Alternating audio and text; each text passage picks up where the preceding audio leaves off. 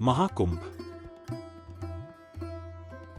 महाकुंभ 2025 का आयोजन उत्तर प्रदेश के प्रयागराज में 13 जनवरी से 26 फरवरी 2025 तक किया जा रहा है। यह महाकुंभ मेला 144 वर्षों में एक बार आयोजित होता है, जो 12 कुंभ मेलों के चक्र की पूर्णता का प्रतीक है। महाकुंभ मेले के दौरान प्रमुख स्नान तिथियां हैं: पौष पूर्णिमा, मकर संक्रांति, मौनी अमावस्या, वसंत पंचमी, माघ पूर्णिमा, महाशिवरात्रि। महाकुंभ का सबसे पवित्र स्थल होता है प्रयाग, जहां गंगा, यमुना और सरस्वती नदियों का संगम होता है। यह पर्व भारतीय सांस्कृतिक विरासत का महत्वपूर्ण हिस्सा है और इसे विशेष धार्मिक और सामाजिक महत्व दिया जाता है। इसी श्रृंखला में आज हमें शिक्षित करेंगे श्री पंचदशनाम जूना अखाड़े से महंत श्री गोविंद गिरी जी महाराज, और हम जानेंगे दिव्य महाकुंभ से जुड़ी अलौकिकता और विशेषताएं। तो महाकुंभ 2025 आ चुका है और आज मकर संक्रांति के पावन उपलक्ष्य पर दूसरा महास्नान होने जा रहा है और महास्नान अभी भी चल रहा है। सारे जो अखाड़े परिषद है वो सब स्नान कर रहे हैं।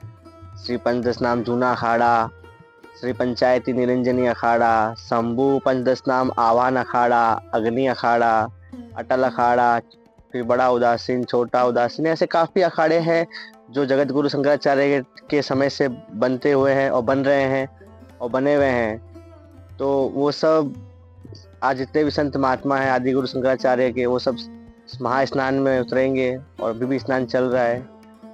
तो महाकुंभ बहुत पुराने शिव पुराण से चलता आ रहा है। महाकुंभ के अंदर सभी संत महात्मा, बताया जाता है कि जब अमृत की वर्षा हुई थी तब महाकुंभ के बारे में चर्चा हुई थी कि जब महाकुंभ में जितने भी देव थे वो सब अमृत मंथन में लगे हुए थे। एक साइड देव थे, एक साइड दैत्य थे, एक साइड दानव थे। तो वो सभी अपने अपने अमृत पान में लगे हुए थे। बीच में बाबा बासुकीनाथ, जो महादेव के गले का नाग है, जिसको बोलते हैं बाबा बासुकी ताल, जिसको बोलते हैं बासुकी नाग, जो शिव के गले में रहता है, तो वो मंथन के लिए लगा गया। तो वो पौराणिक परंपरा महाकुंभ के लिए चलते आ रही है। इस साल जो महाकुंभ है वो 144 वर्ष के बाद आ रहा है और ये बताया जाता है 12 साल के बाद भी आ रहा है प्रयागराज के अंदर। तो ये महाकुंभ की गाथा है। बाकी वहाँ जाने से और अच्छे से पता चलेगा जब वहाँ पहुँचेगी भारत की पब्लिक, पूरी यूनिवर्सल की पब्लिक, जनता। तो धर्म का कार्य है, जाना चाहिए। महाराज जी से हमने यह भी जाना कि पूज्य संतों और साधुओं के लिए महाकुंभ का क्या महत्व है। जैसा कि सभी को पता है कि महाकुंभ का पर्व चल रहा है और ये भारत के लिए बहुत बड़ा पर्व है। महाकुंभ बताया जाता है इसमें लाखों करोड़ों संत महात्मा पता नहीं कौन कौन सी गुफाओं से तपस्या करके इस धरातल पर उतरते हैं, इस संस्कृति में उतरते हैं और सब अपना अपना योग, ध्यान, सहज, कर्म, भोग सब लेके उतरता है। और इसमें पता नहीं किस रूप में कौन से संत जो है शिव का रूप ले ले और कौन से महात्मा जो है जो शिव स्वरूप आए इस महाकुंभ के अंदर। और पहला शाही स्नान जो है वो आज 14 जनवरी को हो चुका है, दूसरा 29 जनवरी, तीसरा 3 फरवरी और चौथा है 26 फरवरी और पांचवा है 8 मार्च। आज है मकर संक्रांति, उसका भी स्नान अभी चल ही रहा है। उसके बाद में 29 को है मौनी अमावस। बताया जाता है पूरे वर्ष की सबसे बड़ी अमावस कहते हैं मौनी अमावस को। उसके बाद पंचमी, बसंत पंचमी। बसंत पंचमी जब आती है हमारे जीवन के अंदर तो सारे बसंत ही बसंत हो जाता है और हवाएं भी, ऋतुएं, हवाएं, सब कुछ बदल जाता है। तो इसलिए बसंत ऋतु का एक महत्व है हमारे भारत देश के अंदर कि ऋतुएं कैसे कैसे होती है और कौन कौन सी ऋतु होती है। फिर उसके बाद सबको पता है महाशिवरात्रि आएगा। महाशिवरात्रि दिन फिर शाही स्नान है और वो अंतिम स्नान है महाकुंभ का। तो बाकी सब आइए कुंभ के अंदर और स्नान का महत्व देखिए, स्नान करिए। भाई कर्मा सबके साथ है, कर्म प्रधान है। ओम नमो नारायण।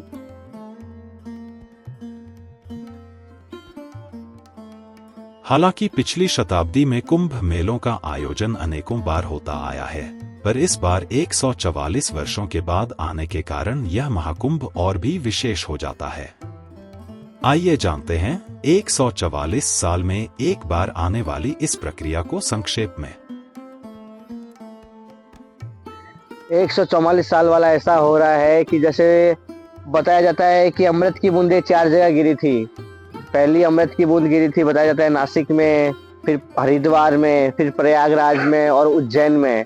तो ये 12 एक होता है अर्धकुंभी, एक होता है महाकुंभ। जो महाकुंभ होता है वो 12 साल के बाद आता है।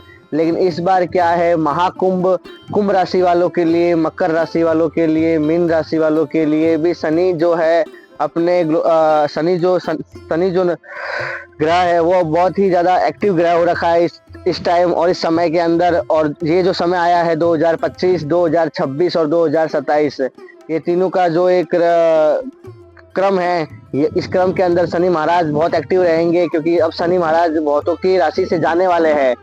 महाकुंभ और कुंभ राशि दोनों समान ही है, क्योंकि महाकुंभ का मतलब भी समुद्र मंथन है और कुंभ राशि का भी जो स्लोगन है वो भी एक घड़ा है, उसके अंदर ही समुद्र को रखा जाता है। बोलते हैं ना, एक लोटे से कुछ फर्क नहीं पड़ता है, वैसे ही घड़ा होता है।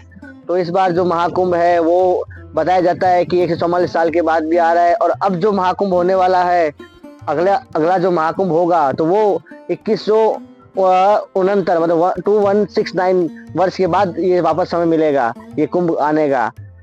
तो इस कुंभ की, महाकुंभ की बहुत सी गाथा है, बहुत सी लीलाएं हैं।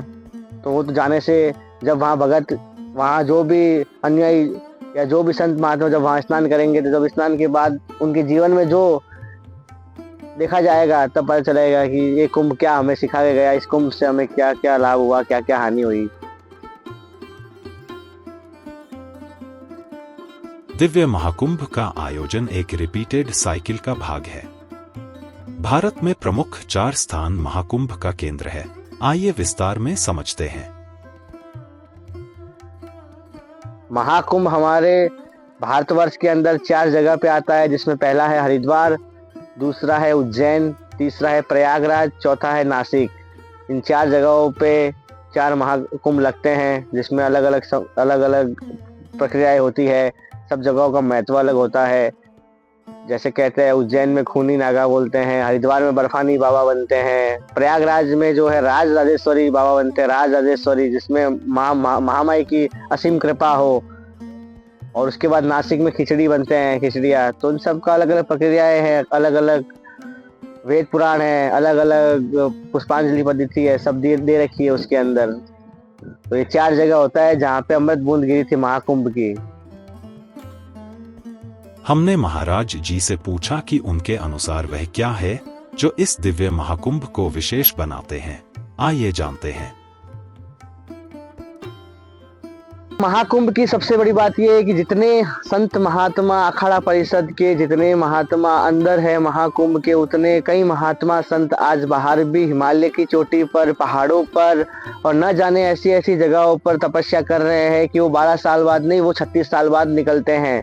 बताया जाता है 12 साल की टोली, फिर बाद में एक बोली, कि अगर कोई भी संत महात्मा अगर सन्यास के मार्ग में आता है या वो वैराग के मार्ग में आता है, तो उससे कम 12 साल उसको देना होता है। उस 12 साल में उसके साथ बहुत सी घटनाएं घटित होती है, बहुत जगह से गिरता है, बहुत जगह से उठता है, बहुत जगह से संभलता है।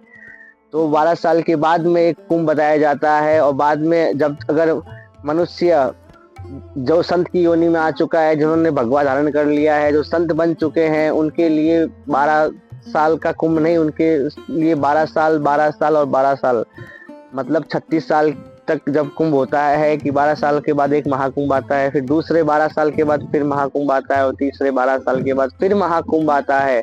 तब वो संत महात्मा जो है वो पूर्ण सन्यासी कहलाते हैं। क्योंकि सन्यास में भी बताया जाता है कि ऐसे तो हमारे जो गुरु शंकराचार्य जी महाराज थे, उन्होंने 5 साल की उम्र में सन्यास धारण कर लिया था। लेकिन उस समय सतयुग चल रहा था, फिर द्वापर आया, फिर त्रेता आया, अब आ गया कलयुग आ गया।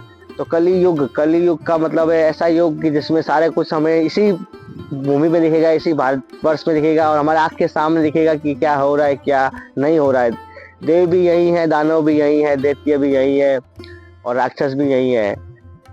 तो बस वही सब चीजें हैं। तो महाकुंभ का भी यही महत्व है कि अगर कोई भी संत महात्मा है, वो 12 साल के अंदर 3 महाकुंभ करता है तो वो परिपूर्ण होता है। लेकिन शंकराचार्य महाराज, हमारे गुरु महाराज जो आदि गुरु शंकराचार्य, उन्होंने 5 साल की उम्र में संन्यास धारण किया, तो वो उस समय का काल अलग था और आज का समय काल अलग है। तो महाकुंभ का मेन यही महत्व है कि 12 साल के बाद जब महाकुंभ आता है, तब एक सन्यासी संत महात्मा एक बोली सीखता है। वो बोली जो बोलते हैं वो संत महात्मा, संत वाणी भी बोल सकते हैं हम उसको। वो संत ही हमें सिखा पाता है, वो हम संत से ही सीख पाते हैं। उसकी डिग्री हमें कोई भी कॉलेज में नहीं मिलेगी, कोई भी इंस्टीट्यूट में नहीं मिलेगी, और कोई भी स्कूल में नहीं मिलेगी, और कोई भी पाठशाला में नहीं मिलेगी। वो सिर्फ गुरु वाक्य से मिलेगी। गुरु वाक्यम सदा सत्यम, सत्यम शिवम सुंदरम। अनुमान है कि दिव्य महाकुंभ मेले में 5 करोड़ से भी अधिक लोग उपस्थित होने जा रहे हैं। आइए जानते हैं, भक्तों को जाने से पहले किन बातों का विशेष ध्यान रखना चाहिए। से पहले तो ये है कि 2025 महाकुंभ में जो भी अनुयायी, जो भी भक्त जा रहा है, वो सबसे पहले तो यह अपना ध्यान रखे कि वह जितने भी संतों के, महात्माओं के, देवताओं के दर्शन के लिए जा रहा है, तो उनसे दूरी बना के रखे। क्यों? क्योंकि वह अपनी साधना में और अपनी तपस्या में बैठे हुए हैं। बहुत से संत महात्मा ऐसे भी है, बोलते हैं कि मन मेले का मेला है, बाकी सब तो झमेला है। और उस प्रयागराज की भूमि पे, तीर्थराज प्रयाग बोलते हैं कि वहाँ ये तीर्थों का राज है, जहाँ गंगा, यमुना, सरस्वती तीनों का मिलन हुआ है, वो है तीर्थराज प्रयाग। तो उस प्रयाग के तीर्थ के अंदर सन्यासी महात्मा इतने तपस्या करके 12-12 साल की तपस्या करके उतर रहे हैं उस रण में। और सबसे पहले बताया जाता है कि संत अपने जो है, अपने आभूषण जो है वो माँ को समर्पित करते हैं। जो साधु का 17 श्रृंगार रहता है, बताया जाता है महामाई का 16 श्रृंगार है और साधु का 17 श्रृंगार है। तो साधु का जो 17 श्रृंगार है वो माँ को समर्पित करते हैं। उसके बाद वह अपने देवताओं को माँ को समर्पित करते हैं, उनका स्नान होता है। बाद में वो खुद को माँ को समर्पित करते हैं और स्नान करते हैं और हर हर महादेव का नारा लगाते हैं। हर हर महादेव का नारा लगाने के साथ ही वो वापस अपने अपने जगहों पे, अपने अपने स्थान पे चले जाते हैं। तो पब्लिक को, जनता को मेरा यही कहना है कि जो भी अगर प्रयागराज के कुंभ में जा रहा है, तो वो सबसे पहले उनसे दूरी बनाए रखे, और जितना हो कि वो भीड़ से जितना दूर रहेंगे उतना आपके लिए और अच्छे दर्शन होंगे और संतों का आशीर्वाद आपको मिलता रहेगा। और वहाँ प्रयागराज के तीर्थ के ऊपर काफी संत महात्माओं ने, काफी सन्यासियों ने बहुत कुछ व्यवस्था कर रखी है हमारे जनता जनार्दन के लिए, और जो अनुयायी भगत आ रहे हैं उनके लिए, तो कोई चीज की दिक्कत होगी नहीं। बाकी अपनी सेफ्टी अपने पास है, तो दूरी बना के रखिए। और ऐसा नहीं है कि आप पहले ही दिन सारा स्नान होने वाला है, तो आप अभी 5 स्नान चल रहे हैं, तो आप स्टेप बाय स्टेप आराम से कोई भी स्नान कर सकते हैं। 5 में से कोई भी एक स्नान करेंगे तब भी वो आपका महाकुंभ कहलाया जाएगा, तब भी आपके लिए वो महास्नान होगा। शाही स्नान नहीं, महास्नान होगा। तो जनता से यही कहना है मेरा कि अगर आप स्नान करने जा भी रहे हो तो अपनी सेफ्टी से जाओ। बाकी तीर्थराज प्रयाग है, जिसको जाना है वो कभी भी जा सकता है। तो काफी संत जो है पहाड़ों में तपस्या कर रहे हैं, प्रार्थनाएं कर रहे हैं। जितने संत महात्मा कुंभ में हैं, उतने बाहर भी अपने अपने पहाड़ों में तपस्या कर रहे हैं कि 15 लाख नागा बाबा संत महात्माओं के लिए, उज्जवल भविष्य के लिए और उनके कामना के लिए, जो संत महात्मा शाही स्नान कर रहे हैं, महास्नान कर रहे हैं, सब तपस्वी मूर्ति के लिए, जो और भी संत महात्मा वो पहाड़ों में तपस्या कर रहे हैं, प्रार्थनाएं कर रहे हैं।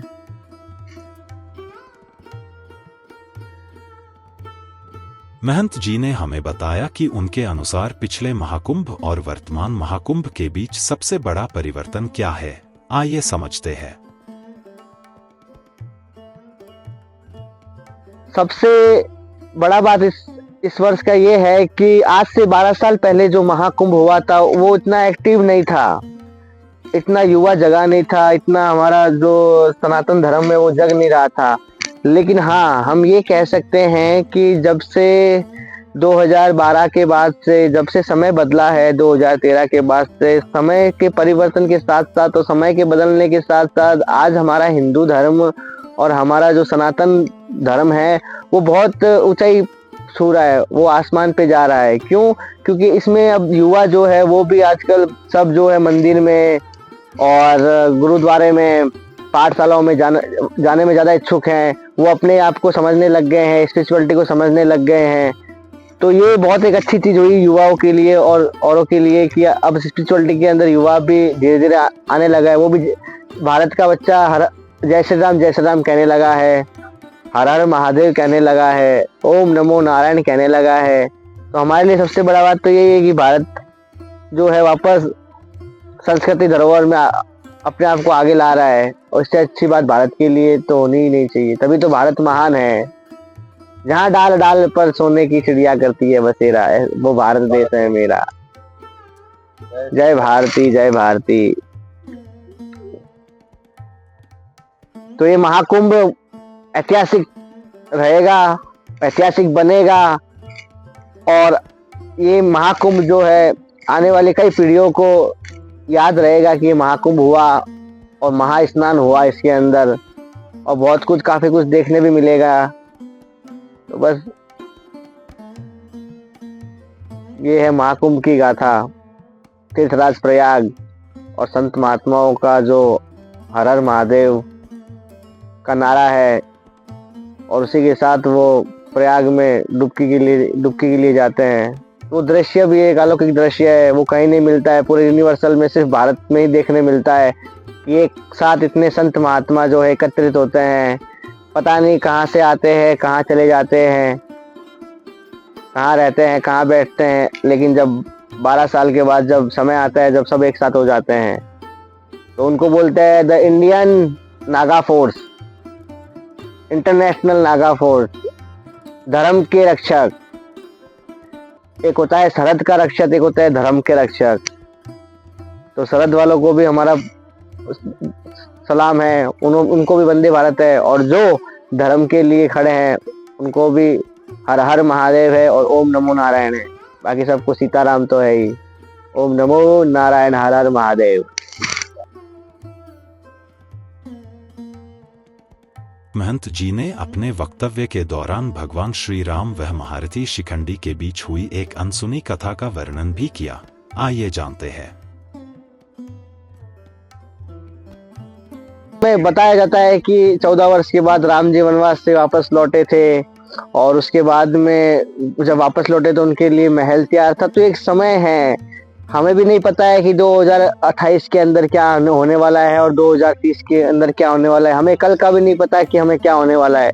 जो हो रहा है वो बहुत अच्छा हो रहा है, अति सुंदर हो रहा है, और वो उत्तम नहीं सर्वोत्तम हो रहा है कि राम जी के मंदिर भी बन रहे हैं, और भगवान बांके बिहारी का भी जो दरबार है सज रहा है, और ऐसा ही भारत जो है आगे बढ़ता रहे। संस्कृति के अंदर बताया जाता है भारत महान है। भारत क्यों महान है? कि भारत अपनी संस्कृति को लेके चलता है, इसलिए भारत महान है। तो आज राम जी के मंदिर बने हुए हैं, हनुमान जी के भी मंदिर बने। भारत की संस्कृति है, मंदिर बनते रहने चाहिए, प्रकृति हमारी भगवान है। तो राम जी के ऊपर मेरा यही है कि बहुत अच्छा है, सरकार भी अब साथ दे रही है। उसके बाद के अंदर जो समय है वो साथ दे रहा है। सबसे बड़ा समय है, समय से बड़ा गुरु कोई नहीं है, बस समय का बात है। बाकी सब कुछ एक है, मन मेले का मेला है, बाकी सब तो झमेला है। बताया जाता है कि जब राम भगवान जब वनवास से वापस आ रहे थे तो उस समय शिखंडी वहीं पे खड़ा था। शिखंडी सबको पता है कि वो शिखंडी जो है वो भगवान स्वरूप अर्धनारीश्वर के रूप थे। उनमें माँ और पिता दोनों के गुण थे उनके अंदर। वो अर्धनारीश्वर की शक्ति उनको बताया जाता है शिखंडी को, और भगवान राम के समय से हैं। तो देखिए आज राम जी आए, उनके साथ साथ आज अर्धनारीश्वर जो भी है माँ शक्ति रूप है, पिता शक्ति रूप है, उनको भी आज इतना अच्छे जगह दर्जा दे रखा है समाज ने, समय ने और संतों ने।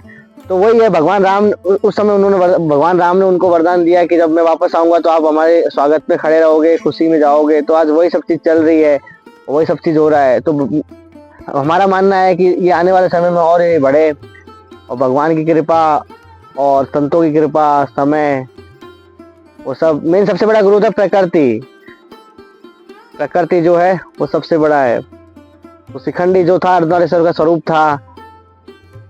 जब राम जी वनवास को गए 14 साल, और वापस जब वनवास से आए तब शिखंडी वहां पे खड़ा था आरती लेके भगवान राम की, क्योंकि उस समय कोई नहीं था, न नर था न पुरुष था, न पुल्लिंग था न स्त्रीलिंग था। तो उस समय अर्धनारीश्वर थे, ना शिव ना शक्ति, स्वयं दोनों का मिश्रण अर्धनारीश्वर, तो उसको शिखंडी का स्वरूप दिया गया। और आज राम जी आ रहे तो देख लो, आज हमारे समाज के अंदर कितना वो दिया जाता है, माइयों को, सबको उनको सम्मान पूरा दिया जाता है। अर्धनारीश्वर जो माँ है, चाहे कहीं भी मिले हमें पूरा हमारा उनके लिए पूरा सम्मान है। तो राम मंदिर का यही है मेन। और बाकी इतने साल से धर्म हमारा लड़ रहा है राम मंदिर के लिए, मथुरा के जो कृष्ण जन्मभूमि है उसके लिए। बहुत ऐसे ऐसे जगह है जिनके लिए भारत संघर्ष कर रहा है और आगे भी करता रहेगा। और भारत तो महान नहीं है। जहाँ डाल डाल पर सोने की चिड़िया करती है बसेरा, वो भारत देश है मेरा।